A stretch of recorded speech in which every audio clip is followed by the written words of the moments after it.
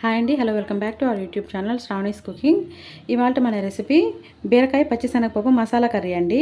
ఇక్కడ నేను బీరకాయ తీసుకొని ఈ బీరకాయకి ఇలా పైన చక్కగా పీత తీసి నీట్గా క్లీన్ చేసి పక్కన ఉంచుకున్నాను. వీటిని చిన్న చిన్న ముక్కలుగా కట్ చేసుకుందాం. అలానే పచ్చిశనగపప్పు ఇలా ఒక 200 గ్రామ్స్ వరకు తీసుకున్నాను. ఇది కడిగి ఒక హాఫ్ అన్ అవర్ వరకు పక్క నుంచి నానబెడితే పప్పు అనేది తొందరగా కుక్ అవుతుందండి. అలానే ఒక 3 మీడియం సైజ్ టమాటాలు, ఒక మీడియం సైజ్ ఆనియను, అలానే ఈ కర్రీలోకి కావలసిన మసాలా ధనియాలు 1 టేబుల్ స్పూను, వెల్లుల్లి చిన్నది 1, దాల్చిన చెక్క ఒక 4-5, అలానే అల్లం ముక్క 1, మిరియాలు 1 టేబుల్ స్పూను, అలానే లవంగాలు ఒక 4. ఇవంతా కూడా పేస్ట్ లాగా ప్రిపేర్ చేసుకుందాం. ఈ పచ్చిశనగపప్పు ఇలా 3-4 టైమ్స్ చక్కగా క్లీన్ చేసి ఇలా ఒక 2 గ్లాసెస్ ఆఫ్ వాటర్ యాడ్ చేసుకొని ఇలా హాఫ్ అన్ అవర్ పక్కన నానబెట్టానండి. దాని తర్వాత ఇలా స్టవ్ ఆన్ చేసి స్టవ్ మీద పెట్టాను. ఇది కుక్ చేసుకుందాము. ఆ పప్పు కుక్ అయ్యేలోపు మనము ఈ కర్రీకి కావాల్సిన మసాలా ప్రిపేర్ చేసుకుందామండి.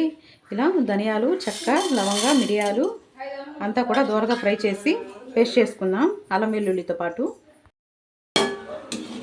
ఈ పచ్చిశనగపప్పు ఇలా ఒక 70% వరకు ఇలా కుక్ అయ్యాక ఇందులోకి మనం నీట్గా కట్ చేసి కడిగి ఇలా వాటర్ లేకుండా పిండి పక్కన ఉంచుకున్న ఈ బీరకాయ ముక్కలన్నీ ఇలా వేసుకుందాం. ఇవంతా కూడా చక్కగా కలిసేలాగా కలుపుకొని ఇది కుక్ చేసుకుందాం. ఈ బీరకాయ హాఫ్ కుక్ అయ్యాక స్టవ్ ఆఫ్ చేసుకోవాలి. ఇలా ఇదంతా కలిసేలాగా కలుపుకొని మూత పెట్టి వదిలేద్దాం. కుక్ అయిపోతుంది. ఇది ఇలా ఒక 2 మినిట్స్ కుక్ అయిన తర్వాత ఇందులోకి కల్లుప్పు, అలానే కచ్చాపచ్చగా దంచుకున్న ఒక 3-4 వెల్లుల్లి, ఒక చిటికెడు పసుపు ఇలా వేసుకొని ఇదంతా కూడా చక్కగా కలిసేలాగా ఇలా కలిపి మూత పెడదాం. పసుపు ఎక్కువ వేస్తే మరి కలర్ అనేది చేంజ్ అయిపోతుంది. జస్ట్ ఒక చిటికెడు పసుపు అయితే సరిపోతుంది. ఇదంతా కూడా చక్కగా కలిపి ఇలా మూత పెట్టేద్దాం. ఇలా బీరకాయ అంతా కుక్ అవుతుందండి. ఈ బీరకాయ మరీ ఎక్కువ కుక్ అవ్వకూడదు. ఇలా ఒక 50% వరకు కుక్ అయితే సరిపోతుంది. మనం ఇలా మసాలాలు వేసుకుంటాం కదా, అప్పుడు మిగతాది కుక్ అయితే ఆ మసాలా అంతా ఈ బీరకాయ ముక్కలకు పట్టి టేస్ట్ అనేది బాగుంటుంది. ఇప్పుడు ఇది స్టవ్ ఆఫ్ చేసేసుకొని మనం మిగతా ప్రాసెస్ చూద్దాం. ఇలా స్టవ్ ఆన్ చేసి ప్యాన్ పెట్టుకొని ప్యాన్ హీట్ అయ్యాక ఇందులోకి ఒక 4 టేబుల్ స్పూన్స్ వరకు ఇలా ఆయిల్ వేసుకున్నాను. ఈ ఆయిల్ అంతా కూడా చక్కగా హీట్ అయ్యాక మనం ఇందులోకి మసాలా దినుసులు వేసుకుందాం. ఆయిల్ అయితే చక్కగా హీట్ అయిపోయింది. ఇప్పుడు ఇందులోకి మనం ఈ మసాలా దినుసులన్నీ కూడా ఇలా వేసుకుందాము. ఇవి చక్కగా ఫ్రై అవనిద్దాం. అలాగే ఇందులోకి ఒక చిటికెడు జీలకర్ర. ఇప్పుడు ఇవంతా కూడా చక్కగా ఫ్రై అయిపోయాయి. ఇప్పుడు ఇందులోకి మనం ప్రిపేర్ చేసి పక్కన ఉంచుకున్న మసాలా పేస్ట్ అండి. ధనియాలు, అలానే మిరియాలు, సోంపు ఒక చిటికెడు, లవంగా, చెక్క, ఇదంతా అల్లం వెల్లుల్లి పేస్ట్తో పాటు ఇలా పేస్ట్ చేసుకున్నాము. ఇదంతా ఇలా ఆయిల్లో చక్కగా పచ్చివాసన పోయే వరకు ఫ్రై చేసుకుందాం. ఇదంతా పచ్చివాసన పోయింది. ఇప్పుడు ఇందులోకి పుదీనా, అలానే ఒక 4 కరివేపాకు రెల్లలు వేసుకొని ఇదంతా కూడా ఇలా చక్కగా ఫ్రై చేసుకుందాం. ఇప్పుడు ఇవి ఫ్రై అయ్యాక ఇందులోకి ఒక మీడియం సైజ్ ఆనియన్ ఇలా చిన్న ముక్కలాగా కట్ చేసుకున్నాను. ఇది కూడా ఈ ఆయిల్లో ఇలా వేసుకొని చక్కగా ఇలా మగ్గనిద్దాం. ఈ ఆనియన్స్ అంతా చక్కగా ఇలా కుక్ అయిపోయాయి. ఇప్పుడు ఇందులోకి ఈ టమాటా ముక్కలు కూడా ఇలా యాడ్ చేసుకుందాం. ఈ టమాటాలు మగ్గడానికి ఇలా కల్లుప్పు వేసుకొని అంతా కూడా కలిసేలాగా ఇలా కలుపుకొని మూత పెట్టి వదిలేద్దాం. చక్కగా కుక్ అయిపోతుంది.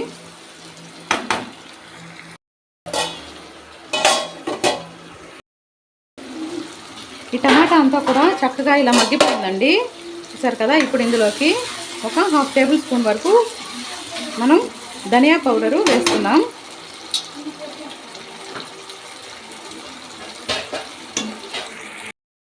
పసుపు ఒక చిటికెడు, అలానే కారం ఒక 1.5 టేబుల్ స్పూన్ వరకు వేస్తున్నాను. ఇందులో కారం ఎక్కువ పడదు. మీరు ఒకవేళ స్పైసీ ఎక్కువ తినే పని అయితే ఇంకొక హాఫ్ స్పూన్ ఎక్స్ట్రా వేసుకోవచ్చు. నేను 1.5 వేస్తున్నాను. ఇదంతా కూడా చక్కగా ఇలా ఆయిల్లో కలిసేలాగా కలుపుకొని ఒక 2 మినిట్స్ ఇలా పచ్చివాసన పోయే వరకు కుక్ చేసుకుందాం. టమాటా ఈ పొడులన్నీ చక్కగా మగ్గిపోయాయండి. ఇప్పుడు ఇందులోకి మనం ఉడికించి పక్కన ఉంచుకున్న ఈ బీరకాయ పచ్చిశనగపప్పు ఇందులో వేసుకుందాం. మనం పచ్చిశనగపప్పు బీరకాయ ముక్కలు ఉడికించుకున్నాం కదండి, అవి వాటర్తో పాటు ఇందులో వేసుకోవాలి. ఇది ఒక 5 to 10 మినిట్స్ ఇలా మసాలాలోనే కుక్ అవ్వాలి. ఎందుకంటే ఇందాక బీరకాయ మనము హాఫే కుక్ అయింది కాబట్టి ఇప్పుడు ఈ మసాలాలో మిగతా హాఫ్ కుక్ అయితే టేస్ట్ అనేది బాగుంటుంది. ఇప్పుడు ఇది మూత పెట్టి వదిలేద్దాం. చక్కగా మగ్గుతుంది. మధ్య మధ్యలో ఇలా కలుపుకుంటూ ఉందాం. ఈ పౌడర్స్ అంతా కూడా చక్కగా పచ్చివాసన పోయాయి. ఇప్పుడు ఇందులోకి లాస్ట్ అండ్ ఫైనల్గా ఇలా పుదీనా వేసుకొని స్టవ్ ఆఫ్ చేసేసుకుందాం. చూసారు కదండి, వేడివేడిగా బీరకాయ అలానే పచ్చిశనగపప్పు మసాలా కర్రీ అయితే రెడీ అయిపోయింది. ఇది టేస్ట్ అనేది చాలా బాగుంటుందండి. మీరు సేమ్ ప్రాసెస్తో ట్రై చేయండి, మీకు చక్కగా కుదురుతుంది. ట్రై చేసి మీకు ఎలా కుదిరిందో మీ ఫీడ్బ్యాక్ కామెంట్స్ ద్వారా నాతో షేర్ చేసుకోండి. మరో మంచి వీడియోతో మళ్ళీ కలుద్దాం. Until then bye.